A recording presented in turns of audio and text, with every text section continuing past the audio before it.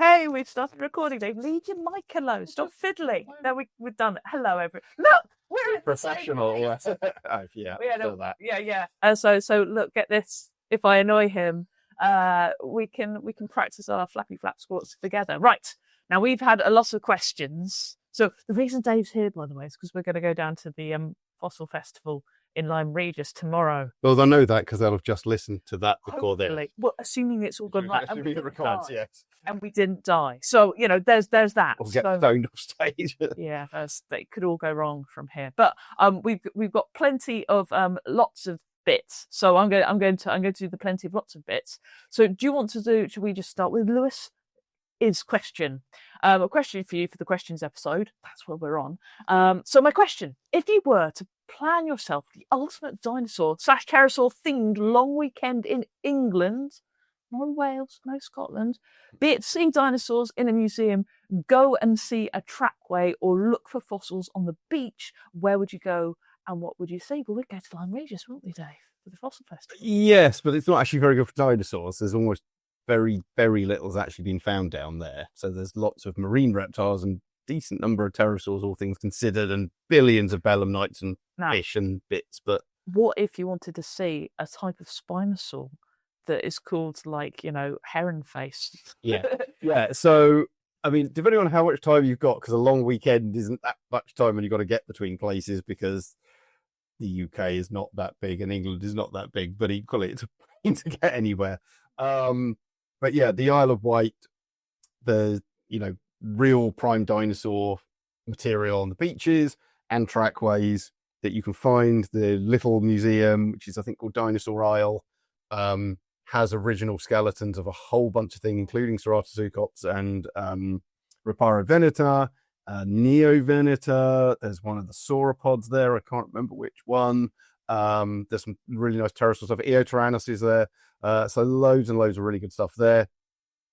The Natural History Museum in London, it's an obvious cliche, but it's good. There's an Archaeopteryx. For pterosaurs, there's the really, really stunning Anhangera skull hidden up in there. What's it called? The From the Beginning gallery, I think. It's in the Geology Museum bit. It's a what skull? Anhangera ornithochiroid from Brazil.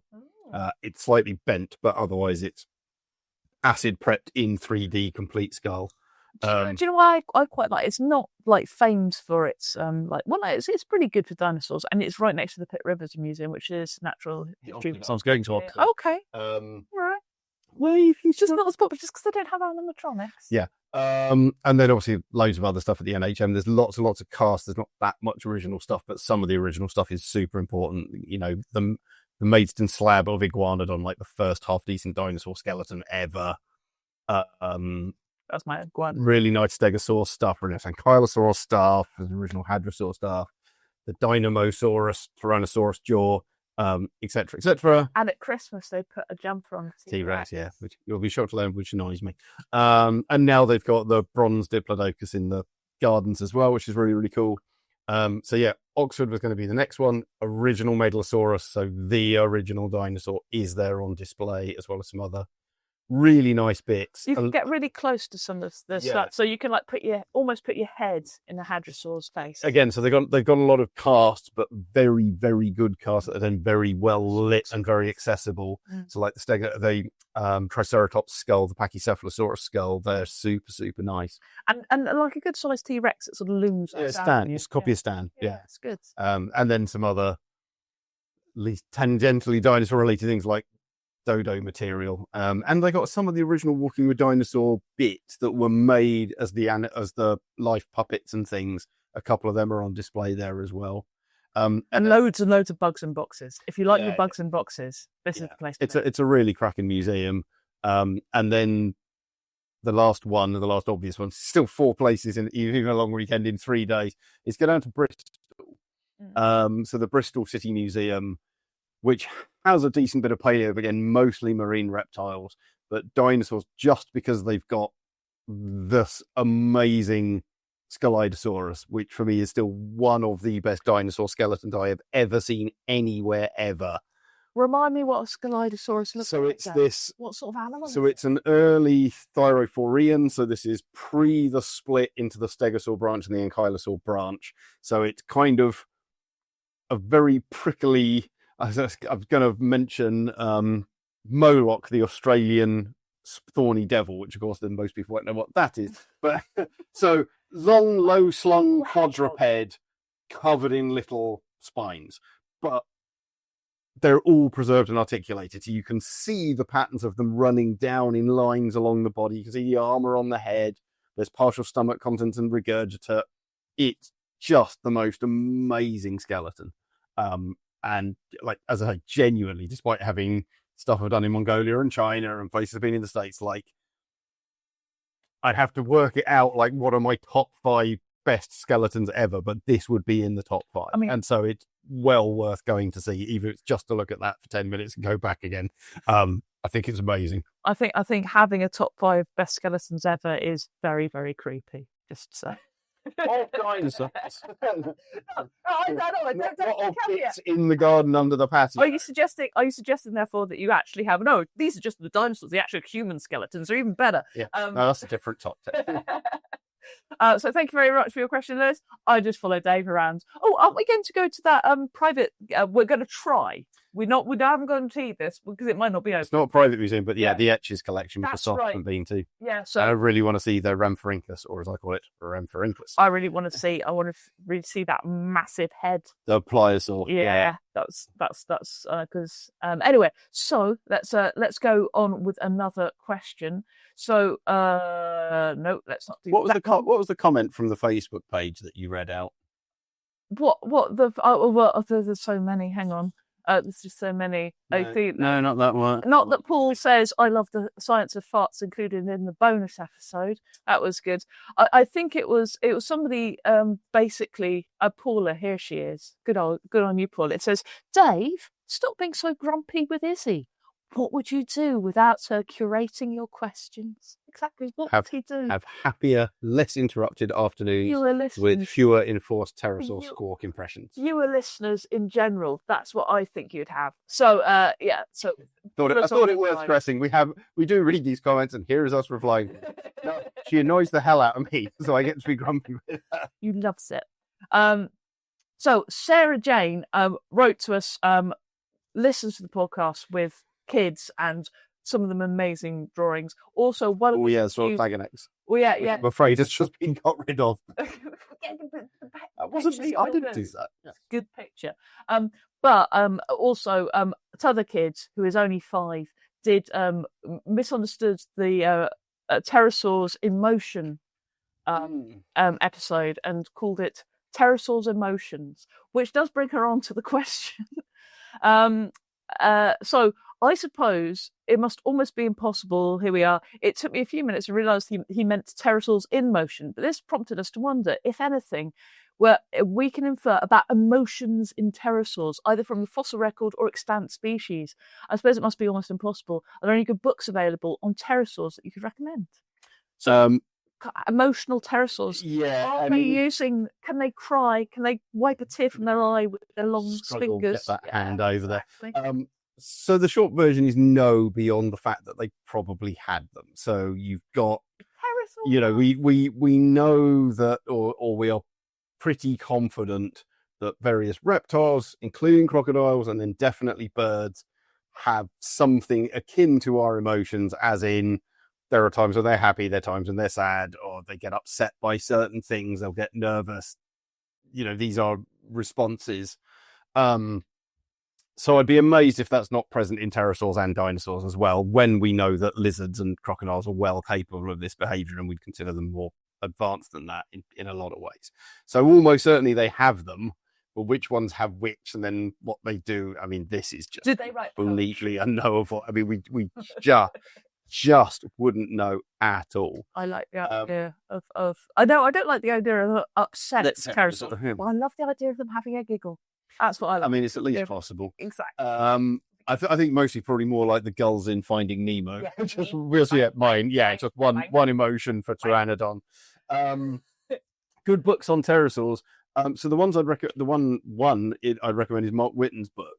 It's getting on, as in it's 10-ish years old, something Older than both of the like kids. yeah, something like that. There have been various books that have come out since, including a couple of pretty recent ones that I'm not a fan of.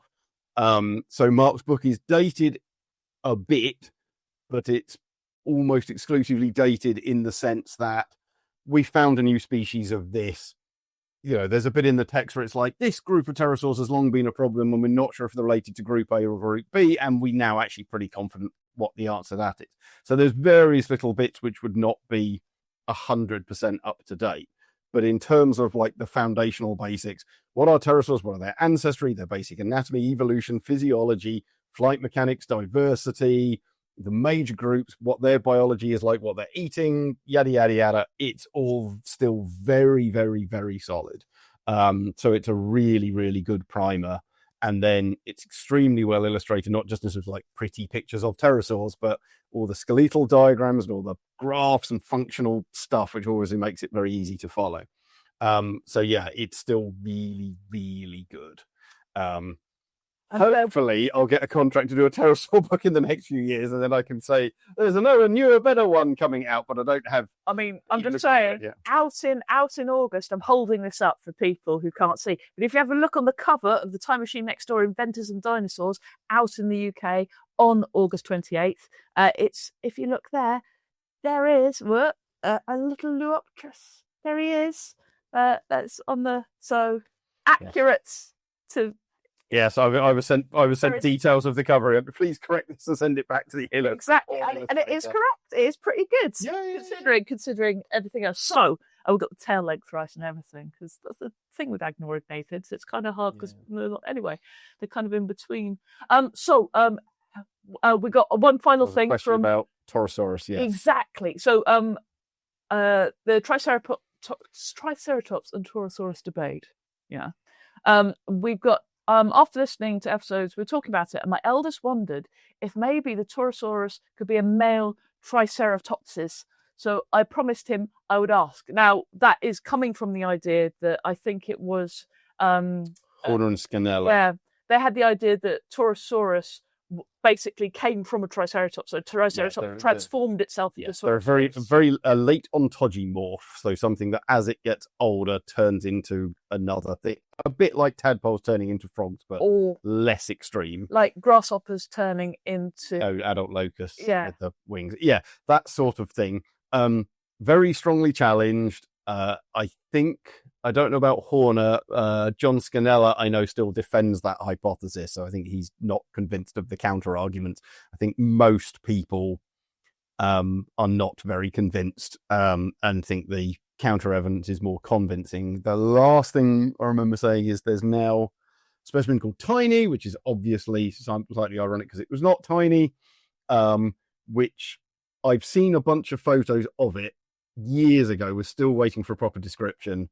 But it appears to be the sort of missing link in that it's a fairly young Torosaurus. So the idea that, Triceratops turns into this, and that's why you only ever find really big old Torosaurus. Well, when we've got a young one that's younger than any of the Triceratops, or most of the Triceratops, that kind of kills that argument. But what the argument here is, could it be that they're male? I really, really doubt it. And one of the reasons for that is Triceratops is generally really pretty common. So in the right fossil bed, you can find a lot of it. Torosaurus is very, very rare. And not only is it rare, most places you find Torosaurus, you don't find Triceratops. They do overlap. There's a couple of places where you can find both. But generally, you're finding one or the other. And so, of course, that kind of argues against the idea that they're the same species. Because even if you have things like giraffe, you have one adult male for every 5 or 6 females, and males tend to wander around and be on their own looking for females. You don't have what we have for these, which is 300 or 400 Triceratops, 5 Torosaurus. And why would you keep finding Torosaurus where there are no Triceratops? So it really doesn't line up. So I can see where the idea is coming from, but I really doubt they're just a different version. I mean, a male or female. It could be that all the females don't like the males, and so they kill them while they're small, and once they're big, they can't. Maybe it's that. Maybe that's the reason. Yeah. Here we go. So, no, that's the one we just answered, Izzy. Well done. So, how do you say that word? I call it a puke. Pukeko. You call it pukeko. I'd call it pukeco. But apparently it's a bird that I've not heard of. This is from Xander. Hi, hosts. That's us. We're hosts. It's a parasite. Yeah. I was going to say. Here we go. I had a quick question about an observation my partner Anna, happy birthday Anna, made while we were in the park the other week while trying to feed grapes to some birds. I mean, that is a very Australian thing to do, feeding grapes. We noticed a pukeco or pukeko, which is an Australian type of swamp hen, picking up and eating the grape bits with its foot in the same manner as a hand, not necessarily like a typical foot. I've seen cockatoos do the same thing, but not quite as dexterously. My question is, do you know if any studies and papers have explicitly explored or mentioned the potential relationship between ancient dinosaurs and the motor skills of modern pukekos with regards to foot dexterity, Dave? No. I mean, unsurprising. I mean, I didn't even know they did this. Not that I'm exactly studied fine motor skills. You're right, cockatoos do that. I mean, parrots in general are extremely dexterous with their feet, and I'm sure many people have seen videos of picking things up and holding them and biting them and swapping things hand to hand or indeed foot to foot. I'm amazed that swamp hens are capable of doing that. I'm really, really surprised and really quite intrigued. I want to see that. But I don't think anyone's going to go, oh, we must rush those animals into the lab and now study them and then try and apply that to dinosaurs. It's just not how it's going to work. Excuse me, but it's certainly interesting that you've got another, entirely independent lineage, which is surprisingly good at grasping and manipulating things with its feet. I think all it would really tell you is that birds are better than that, than certainly I thought, if there's things that are non-parity that are being very good at it. But yeah, what does it tell you about dinosaurs? These things are so derived. You've got things like rhea and ostriches and kiwis and chickens and ducks that are much, much, much closer to dinosaurs. And even then, they're insanely derived and they're not doing anything like that. So it's really not going to be that informative, other than more dexterous things probably have more bits of their brain devoted to that. But we kind of knew that already.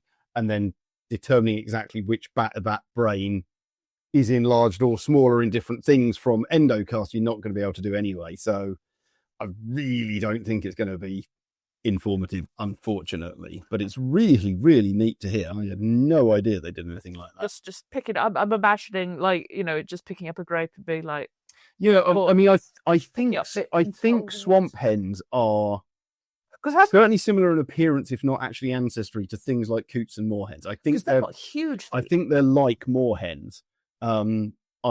Izzy told me this question was coming and mentioned them, so I assume this is I think this is where I'm about to make a big. This is why. This is how you prove this is live, as it were. I haven't prepared, so I think I mix up takahays and swamp hens, and I used to think they're the same thing, but they're actually different. Oh, look at this boy! You can even see it. Yeah. So I know these as birds. Share it on. And I thought they had. Oh, interesting. I thought they had coot-like webbing where they had the little lobes, sort of lobate feet, and it looks like they don't. But yes, I think pukekos are not takahays, even though they're, if my memory is correct, they're both purpley with red heads. But look at those feet. Yeah, that's a foot and a half. That's. Can we do takahay? Because I want to know if I. Okay, we can do takahay. Takahe. It already. So yeah, so you can see they look really similar. They do look similar, don't they? Which is why I think, but takahay are flightless. Yeah. Yeah. So maybe, it is a swamp hen. Okay, so that's why I'm mixing them up. They're both purple Australasian birds, but one's Australia, one's New Zealand. So they're both purple. They've both got red heads. No wonder I get them mixed up. I mean, Dave. Yeah, rubbish. They're basically just foreign coots.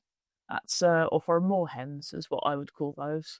But yeah, that's very cool. So, okay, another question. We need to do that, and of course, so yes, dinosaur physiology and pathophysiology. Exactly. Long-time listener of the Brilliant Podcast. This is from Laura.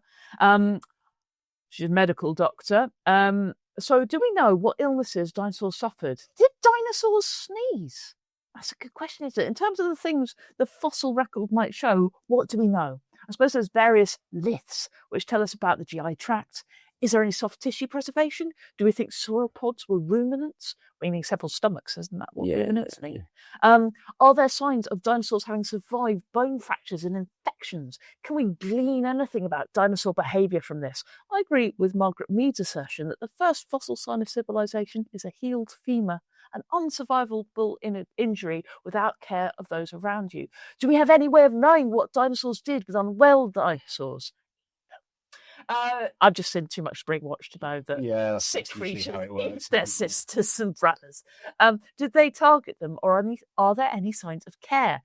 Thinking about what we see in bones in medicine, have we got evidence of malnourished dinosaurs? Could dinosaurs get rickets? Are there signs of bone disease, joint disease, or tumours, Dave? Yes. Yes to a good chunk of that. No to a good chunk of that. Do we know what diseases they got? Not really, because of course there are things that, like rickets and various deficiencies, that will affect bone growth and bone structure. Telling that in dinosaurs is obviously challenging. You get bow legs with rickets, don't you? Yeah, but you get bow legs if rocks crush your skeleton. Well, yeah, but the real issue is, if you speak to as I say, Alice Roberts, who many listeners will know, Alice is an old friend of mine. She was doing her PhD when I was doing my PhD at Bristol, and we share an agent. Yeah. Oh, do you? Okay, there we go. Anyway, but she is coming from a medical, did a medical degree as a doctor before going into archaeology.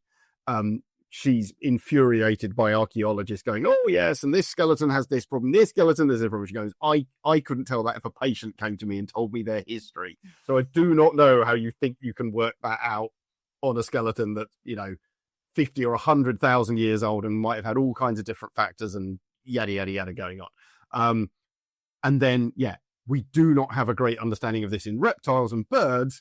We're really not going to have a great understanding of it in dinosaurs. So there are some things. There was one published 2-3 years ago, ceratopsin from Canada, so supposedly a tumor. It looks pretty convincing. There was one with a respiratory tract infection that was inferred for a sauropod by looking at the damage of the weird structure of the air sacs, or the pleurocoel, so the pneumatic cavities within the bones, which we connected to the air sacs. They had weird pathology bone growth on them. So that's a fairly reasonable inference. You do see loads of healed fractures and stuff like that. You can see the bone remodeling and cancellous bone and bone texture and all kinds of stuff like this going on. So classic and obvious things. Yes, we can do really quite a lot. I will say, there are people who have claimed to diagnose various diseases and things like that in dinosaurs. I think most people are really pretty skeptical of them because, as I say, we don't have a great handle on modern reptiles. We don't have a great handle on modern birds. And dinosaurs are, in some ways, obviously very similar, but also in some ways truly unique. And we're working from a fraction of the data set.